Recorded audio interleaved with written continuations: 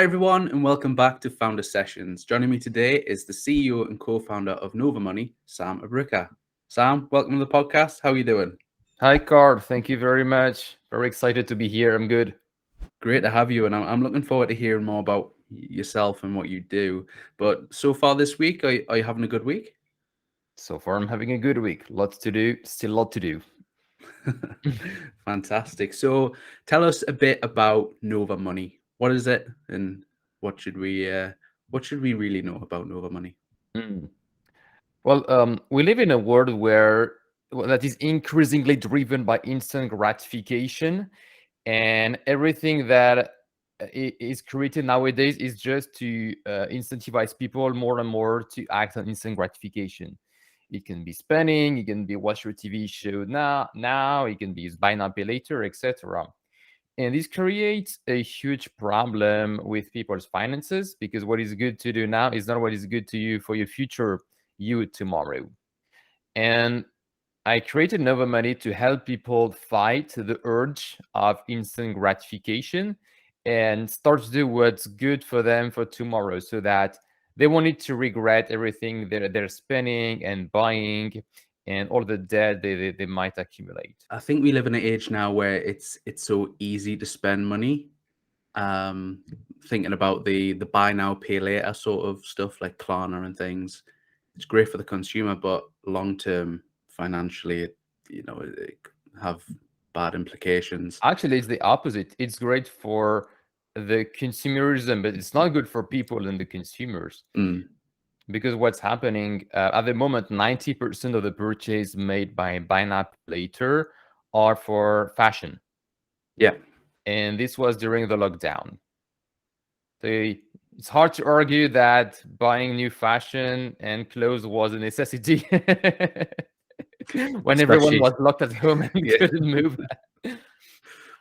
But it's not being used for essential. It's being used because people are bored, they have frustrations, they have void in their life, and buying stuff is just one of the ways, of the bad ways, to avoid pain. People talk about shopping being a slight addiction because it is Mhm. that sort of endorphin boost of, It is. yeah, I bought something, I feel better now, but then that only lasts a short amount of time. So it is that gratification that you're talking about.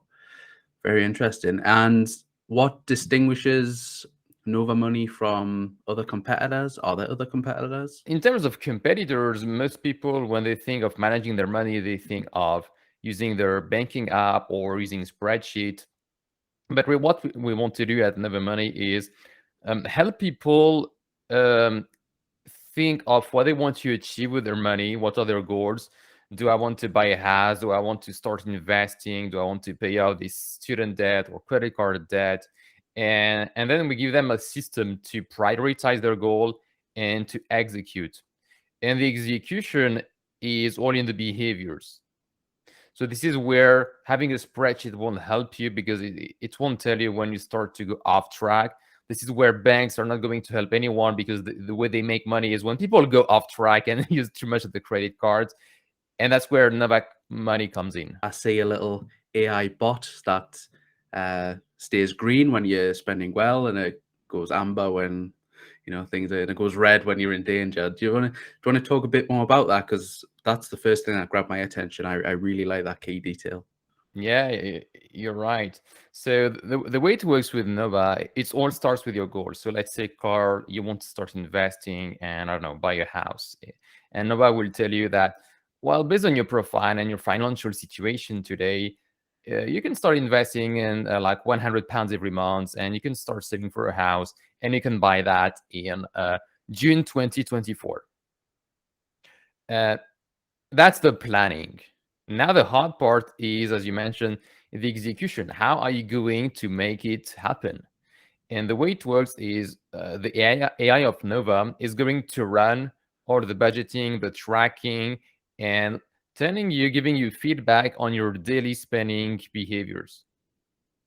And what do we notice is most people, when they think of budgeting, they kind of have like at best a budget for the month. And what they do is they look at before going out, oh, am I below or under my budget? I'm under. all good. Let's go out.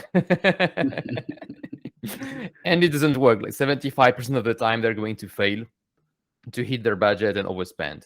So the system that we created with Nova is we're tracking the pace at which people are spending their money so that Nova can alert them before it's too late. Hey, Carl, you need to slow down your spending now, okay? I know you had a lot of fun last week and you have a lot of fun this week. It's true when you said you have a good week. But if you want your house in 4 years, just slow down before it's too late. And I think what people lack is that sort of support, even if it is the little AI bot on Nova or just someone saying it's like, oh, you spend a bit too much here. You know, no one's really there to tell them. Even though budgeting is like an adult thing to do, it's like, oh, I've managed my budget this week. But when you're in the loop of working 9 to 5, you know, you're paying bills and all that stuff, go and have a few drinks on a Friday night, it's like it all adds up. And a tool like this is from me being outside looking in, I think is really cool.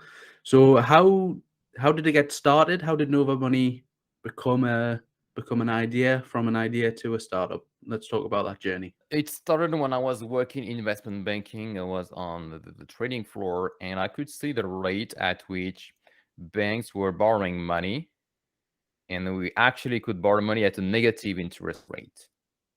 Negative. So people were paying us to get their money, if you can imagine that. And on the other side, I was looking at the interest rate that consumers were charged when they want to borrow money. And you know, like, what's the average credit card interest rate? More than 20%. Right. Yeah. Okay. So banks are paid to get money, and then when they give it back to people, they charge them more than 20%. So I thought that was just immoral. Because when they were big companies, they were pricing the interest rate at a very fair rate. It was very competitive. But it's not competitive for consumers, and most people don't know that because they don't understand, like, the compounded interest rate. Like, what does that mean, 20%? Well, actually, if you know what it means and how it's going to impact your finances in 1, 2, 5, and 10 years, you would be horrified and never touch that in your life. But because it's like too mathematical and complicated and it's not intuitive, people just buy that. So what I wanted to do is find a way to refinance people who are low risk, who are good at managing their money, and who have absolutely no reason to pay such high interest rate. And I thought, well, I was the head of liquidity and funding risk at UBS, which is one of the biggest wealth manager in investment banks. And I knew that if I had the same level of analytics and data, but for people, I could know, okay, this is a good person, like their behaviors are totally under control. No reason for that guy to pay 20%. We can refinance that person at 4%.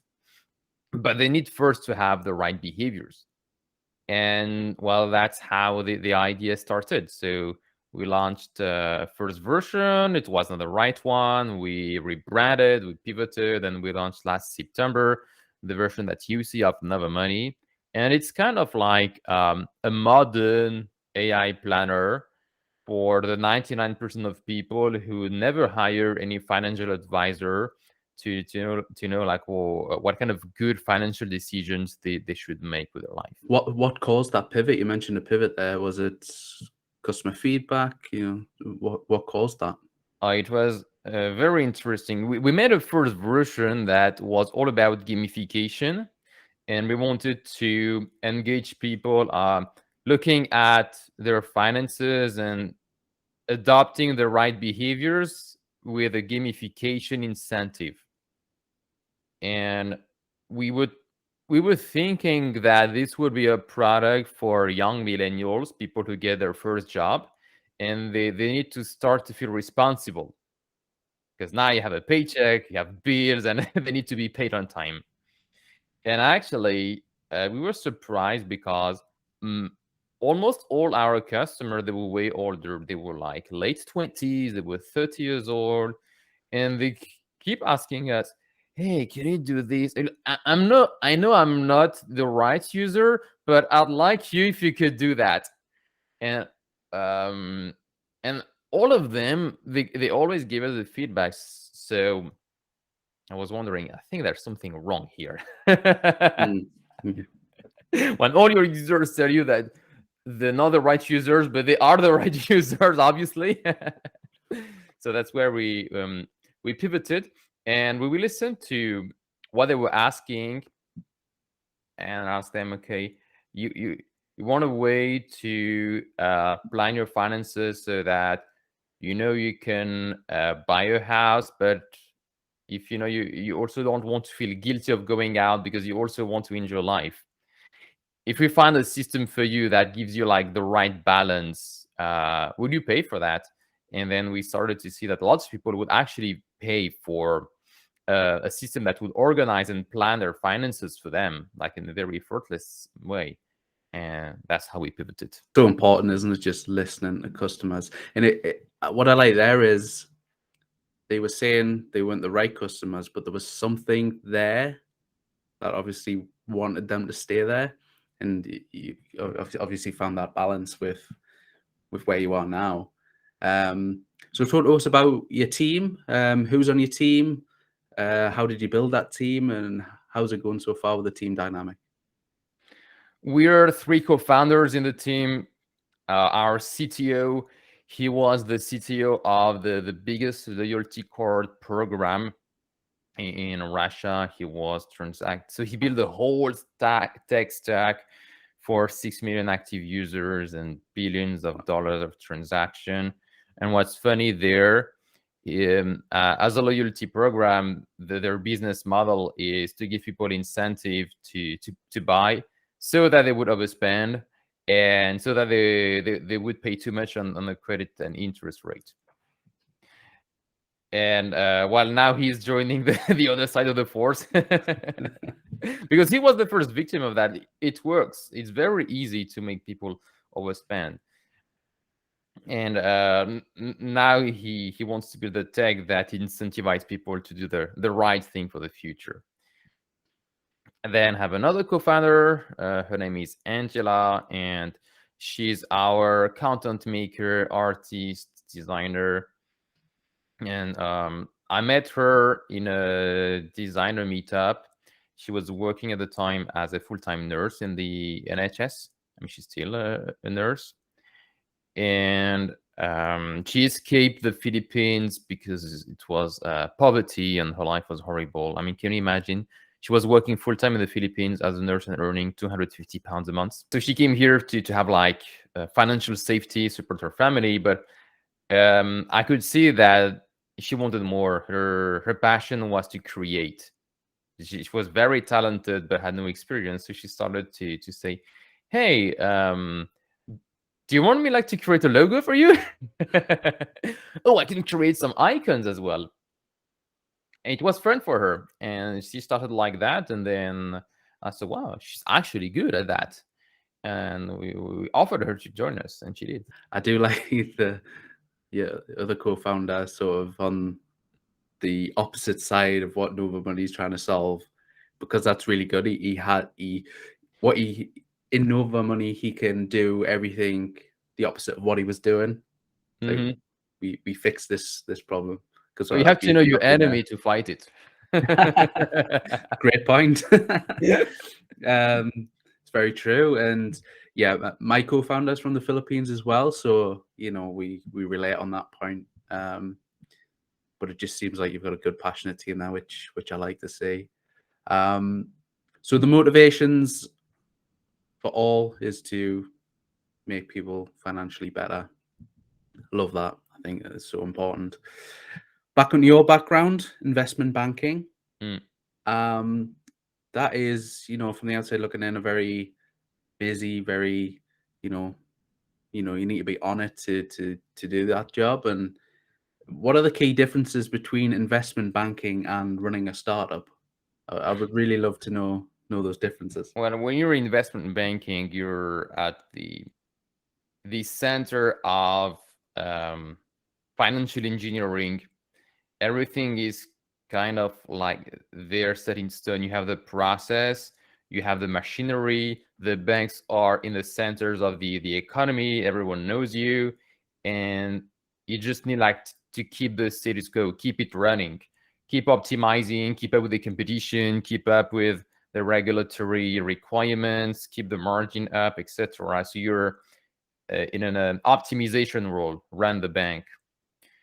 Whereas starting a new company, well, there's nothing. Nobody knows you. Nobody cares about you. You want to hire, there's no one applying because nobody ever heard of you. Whereas in banking, when I was putting an ad, like we had tons of applicants, just put like a big name like JP Morgan, UBS, and people are flowing. So the difference in startup is you need to create absolutely everything from scratch, which is infinitely harder than running the bank on one thing and being the best at one thing. So for example, in banking, there's going to be a guy who's super good in technology and some guy who's going super good at applying technology to make algo trading and someone good at understanding the risk, etc. And the difficulty there is to make people collaborate because it's so full of politics and everyone is just backstabbing each other and nothing moves. And every project, even if it has a $50 million budget, you don't even know like why is it costing so much and where is the money going? When in startup you have no money, no politics, no backstabbing, no conflict of interest. You're just like a team trying to solve one problem with no resources and to please a very small number of customers. Do you miss anything from your time in investment banking? Yeah, my 6 screens. The command station. Well, actually, I'm joking, but I think it's the only industry which is really optimizing at this level for productivity. Mm. Yeah. And I was used to having like all my screens, and there was the Bloomberg, and there was the Reuters, and there were my emails and the charts, etc. And now that I have only one screen, so fortunately it's a 32-inch screen that I have at home. It's almost big enough for me, but I do miss that. Yeah. Yeah. Well, who knows? You can recreate that, can't you? First thing I'll do after our next fundraise. Yeah. It's top of the shopping list. And then Nova Money will tell you, oh, you shouldn't be spending this. It's an investment, productivity. Very cool. Very But cool. it's one of the things that we want to achieve with Nova Money. Not all expenses are equal. Yeah. For example, like if you buy something you care about your life, you need a new like knife set. I love cooking, for example. I love my knives. I know that even if I buy expensive knives, they're going to last me 10 years. It's not an impulse purchase in something that really brings value. And that's the thing that we want people to encourage doing. What we want to discourage is spending money impulsively on things you don't need just because you're trying to fill an emotional void at the moment. The trend hoppers, they see something on TikTok and they want it instantly. Whereas in the long term, by now, don't think the promo offer stops in 30 seconds. You don't have the money, no worries. Here are all the buy now, pay later solutions. This is really toxic. It's very, very toxic. And it goes back to that shopping addiction or just the gratification, those little instant wins. It's not good mentally and it's not good financially. It's quite scary in a way how easily influenced people can be. We don't talk about shopping as an addiction, although it is like it's clinically recognized as an addiction. But whether we talk about alcoholism, cigarette, drugs, gambling, video games, sex, porn, whatever, like you name it, we almost never hear about shopping addiction. Although there's $1 trillion of credit card debt in the world. Mm-hmm. Like $1 trillion. Yeah. That's more than the military budget of Russia. But yeah, you're right. There isn't a lot of highlight on it. I mean, I could open my phone now on Instagram and I could be hit with several products in a few seconds. but someone on Instagram there's someone out there buying all these products, and getting into debt and getting themselves into a hole that they will struggle to get out of. And yeah, you're right. People aren't talking about it at the same level as, alcohol, drugs, and all that sort of stuff, because it's leading to a similar path, isn't it? Money out of their pocket, financially broke, for less of a better word. I think more needs to be done to highlight it, especially now with the things like you've said, buy now, buy it quick. Only 3 left. This is a hot deal. All those pressuring sort of marketing tactics that they use. But you know the Um, worst, Carl? People don't even realize what's happening to them. yeah, that is the scary thing. You can ask 100 people who are like shopping intensively, impulsively, spending a lot of time on Instagram. There's even a tab now in Instagram. When I discovered that, I was really surprised. That's like a shopping. Yeah, the shopping. Like, Yeah. it's social media, but no, there's a tab like purely for shopping advertising. And if you ask 100 people, do you think using Instagram is changing your spending behavior? Most of them will tell you no. Well, not at all. Yeah, I know there are lots of ads. No, it doesn't impact me, not at all. But when you look at the data, like the reality of the revenues of Facebook, Instagram, and nobody pays for Facebook and Instagram. So we all know that the revenue comes from advertising. Yeah. Well, yeah, they make billions every month. Yeah, and it's across the board on several social media platforms as well, isn't it? Pinterest is probably the one that jumps out straight away. Each tile or pin or whatever, that's a link to a shopping site. It's they've made it so easy, and that's the scary part. It's so accessible, and invisible. and invisible. You don't quite It's like know if vodka was like drinking water. Yes, yeah, perfectly put. Yeah, the Instagram that they put I think it's a little shopping bag icon or something. It's like, there's another one. It's just another one to take money out of my wallet. But so yeah, Well, very it's true. worse than just taking the money out of the wallet, because while people have the impression they're feeling good of having some a bit of dopamine, maybe a bit of adrenaline from some other people, it's actually damaging their mental health. Yeah, because the way it's advertised, the way they sell it is to make people think that they're not enough. Oh, you're not enough. You're not good enough. You need this new jacket. You'll be a better person. And lots of people believe that, oh, I'm not enough. I need that to be like more interesting, etc. I think it's particularly damaging what they're doing in the cosmetic space with women, making them believe that they don't look good enough. They need to have like 20 layers of makeup. Each one is costing a crazy amount of money. I don't even know how they managed to finance all of that. And in the end, people are sad at the end of the day. Yeah, and TV shows as well. You got the ones like Love Island and all the other garbage TV that they put out there, but it creates that mindset of I need to look like that. That's how people should look. So they chase that look, and unfortunately, when they're chasing that look, they're spending more money. And that look is fake. Yep, entirely fake. It's not real. That's not how people look like. Yeah. It's a false sense of hope, isn't it? Because you see all these people on TV, they're all dressed to the nines and stuff, and it's not reality, even though it's called reality TV, which What an ironic name. Yeah.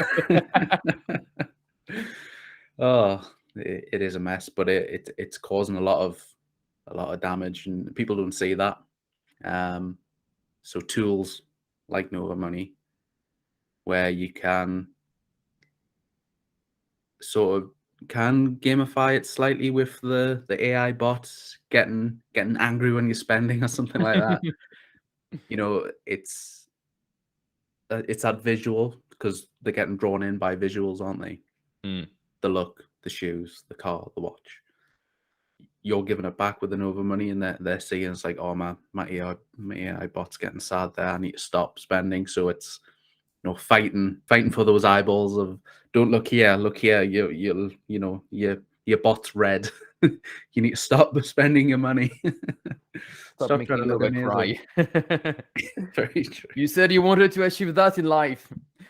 And I think that's the solution. There's too much influence of advertising, of influencers. Some of them are good. I don't want to say like they're all bad. Some of them are really good. They're very creative. They educate people. But unfortunately, the majority is just to sell some superficial objects that materialism doesn't bring happiness. All psychologists have studied that. Very well clinically known. Buying stuff doesn't make people happy. Yeah. What makes people happy is to achieve what they really want from life. Mm-hmm. And that's what we want people to feel like. If you want to feel debt-free, if you want to stop stressing about money, if you want to own your house, if you want to go on holiday, here's a way for you to achieve that without relying on debt. Mm-hmm. Here's how you can run your lifestyle to get the thing you want. Maybe you won't have the 1 million things you want, but you'll have the top 3, and you'll have the peace of mind. And that peace of mind is priceless. You think of the average person, 9-to-5 job, very busy, day-to-day life.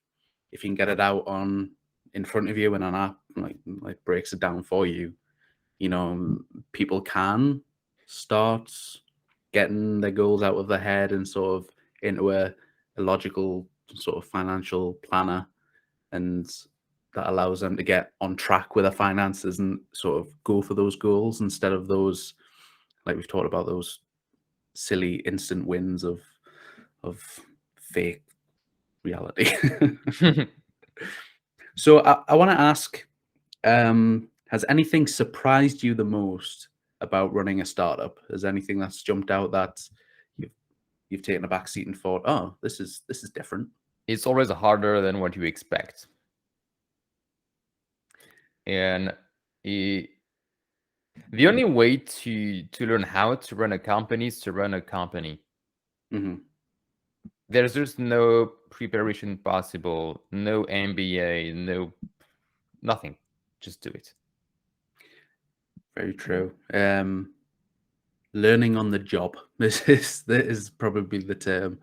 I speak to a lot of founders that say the same. It's, you can think so much of doing a startup, but unless you actually do it, start it, build a team, build a product, and all that sort of stuff, you never truly know. So yeah, that's a great point. Just you won't know until you try it, basically. And it always looks easier when you look at the other companies. Yeah. Like everything is hard. Yeah. Tech is hard, design is hard, product is hard, marketing is hard, hiring is hard, fundraising is hard, leading is hard, making everyone happy is hard, making your customers happy is hard, getting the revenues is hard, like everything.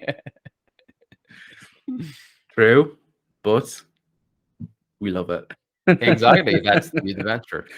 Yeah, that is the adventure. And yeah, again, it's the influence.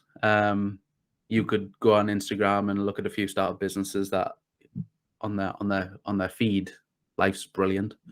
It's all fantastic. They've got an office dog, fantastic way. But behind the scenes, it's long hours, it's tough, it's hard. Speaking to customers, understanding customers, getting things right for a customer, investment, speaking to the right people, it is hard. But I think when you just sit back and look on it, it's like, yeah, but I love this. I'm enjoying what we're doing and building something good. And you feel that as well? Yeah, I think that founders have to be adrenaline junkies. A bit weird as well. I think you've got to be a bit in weird. their mind. Yes. It's definitely not for normal people. Yeah, it is an odd thing to describe to somebody that does a normal 9-to-5. It's like, why do you do it? Like, some founders have quit a 9-to-5 because they don't like working those hours, but now they're in a role where they could probably work 20 hours a day, if not more. Team no sleep. Well, the joke about founders, they stop their 9 to 5 to stop working 8 hours a day in order to work 16 hours a day. Because they love the pain and they boost up their caffeine and fantastic. So Sam, what have been some of the biggest lessons for you personally on your startup journey? Number one, people don't know what they want. Mm. I heard that many times, but it's really once you faced by that and punched in the face by people telling you, yeah, I'm so convinced this is exactly what I need. And they all tell you that, and you do that, they don't care about it. And that's what makes it hard and interesting at the same time, because you have to figure out what's the actual problem they want to solve, not the one they pretend they want to solve, the one they really care about, and how to design a solution that's going to be integrated in their life and that's going to fix that. I think I forget where I heard it now, but it's like no one cares until you make them care. But how do you find out what they truly care about? Keep asking why. If they say, "Oh, I spend a bit too much money here," okay, why? Oh, I do it. Why? You keep saying why until you get to 5 times. until you get to the granular level where you truly know it's like that is the core of this problem. The second is I had to unlearn all the common sensing and practices that I learned in MBA and working in big corporates. Because startups are counterintuitive. They're so counterintuitive that you don't even know when you're supposed to apply common sense and when you need to think differently. I agree. It can be very fast paced, and you do lots of things in one day, and then the next day throws a whole new set of challenges at you, and you have to deal with them. And yeah, I understand that one. Any more? Is that the big two? The three is the importance of the team.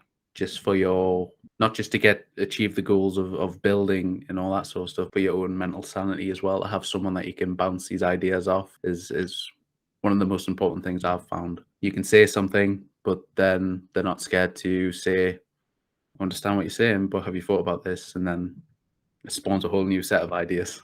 Which is not the case in big companies, because you have so many people, and if you want to bounce ideas, well, you can talk to your manager, your colleague, another department. You can, someone leaves, then it doesn't matter. That person is going to be replaced. If someone is not good, then nobody cares because the company is still running. I mean, otherwise there would be no company running if incompetent people would kill big companies. But in startup, the team is so crucial. It's actually what's defining the company, and you can't replace co-founders. You don't have tons of people to ask, oh, how do I do this, how do I do that? And it's actually really the result of the alchemy of what, as a founding team, you can think of. So true as well. And I think when you get the buy-in from other people, you trust them with lots of responsibilities in a startup, because you'll have one role, that's your role in like the job that you had, but now you're in a startup where you and everyone else will have the main role, but also several other roles as well that have to do in their day-to-day.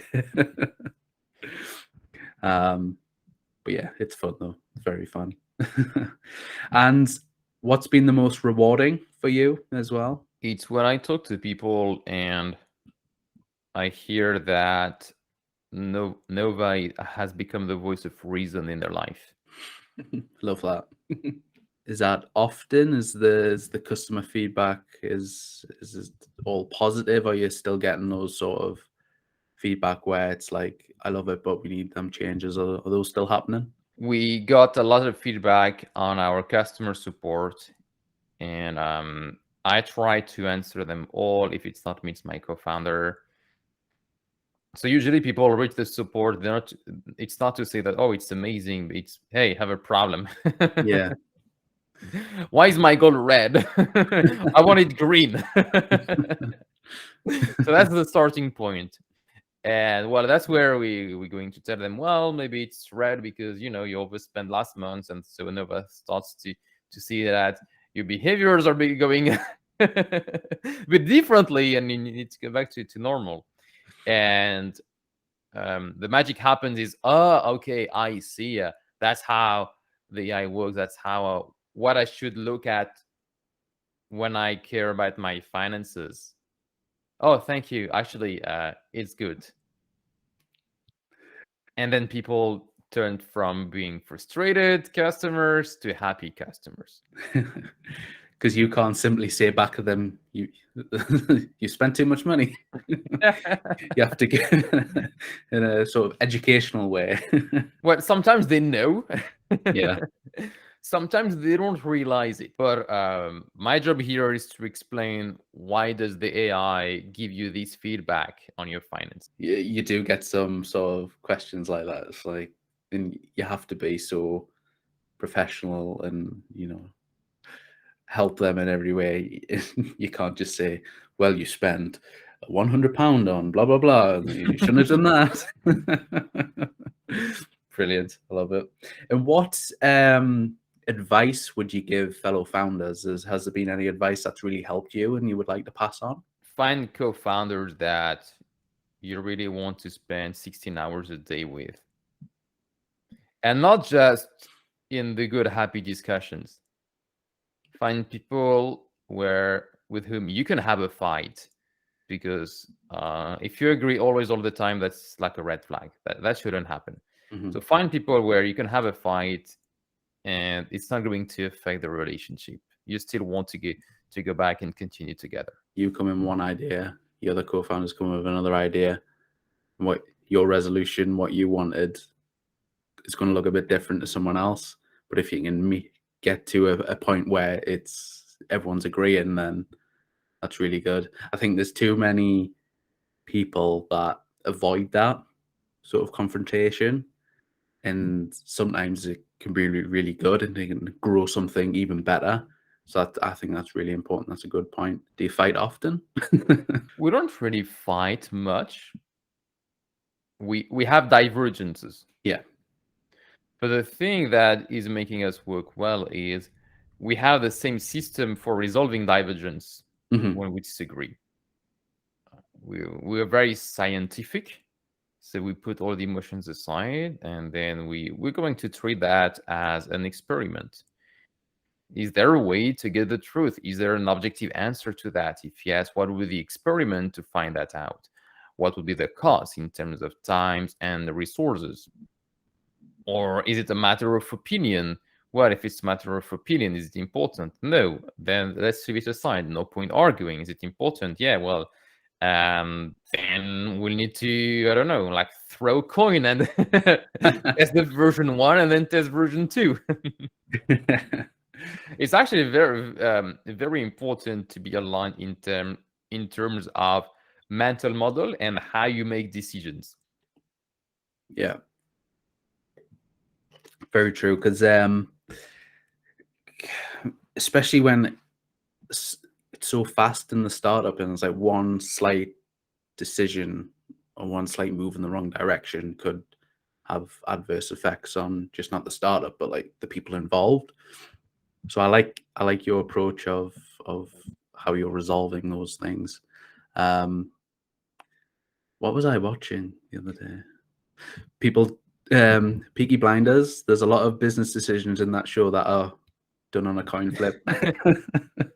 You're joking, but one of the very counterintuitive lessons is in startup and like big companies, it's much better to make a wrong and fast decisions than a right decision but taking forever.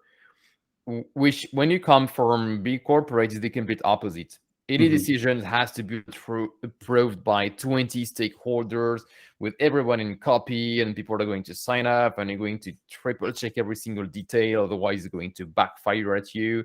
And you know that when this is going to be approved, good luck changing it. You're going to be committed for the next 2 years of the company. Yeah. And in startup, you'd rather fail fast and first Exactly. than and grow from that. Yeah. In startup, no, don't overthink. Try one version, come back 1 week later, and you'll have the results.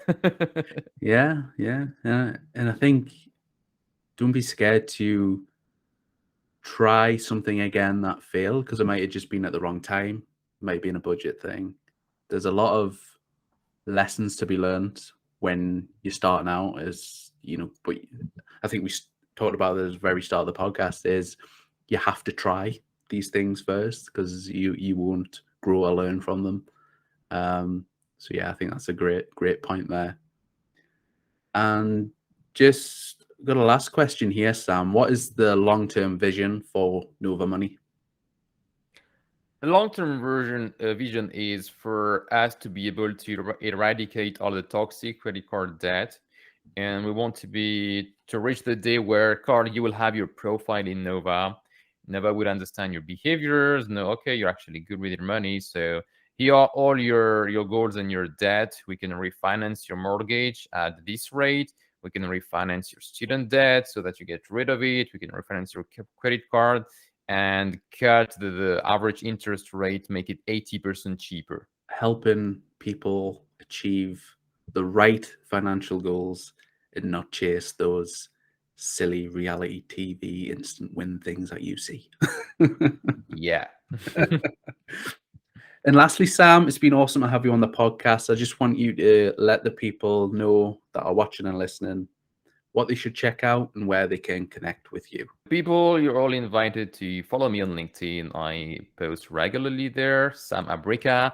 I'm going to start more seriously my YouTube channel where I'm going to talk about the money, the stupid stuff people do with money, the smart stuff to do instead, how to set goals, prioritize, invest, avoid the badly mistakes. And well, of course, if you want to put all the knowledge in execution, then download Nova Money. It's available on the App Store and Google Play. And I look forward to see your YouTube channel as well. It's exciting times. Yeah, first video is going to be uploaded this weekend. Fantastic. And yeah, just let me know when it's live, and I'll share it across my channels as well. Awesome. Yeah, fantastic. So we're going to talk about the impact of the war in Ukraine and Russia on the inflation and what to do about it. Yeah, very, very interesting topic and very interesting times there. But yeah, Sam, this has been Founder Sessions. Have you enjoyed it? I have, Carl. Thank you very much, and thank you for coming on the podcast as well. It's very interesting. I've learned a lot in this hour that we've had together. But yeah, from myself and Sam, this has been Founder Sessions, and thank you.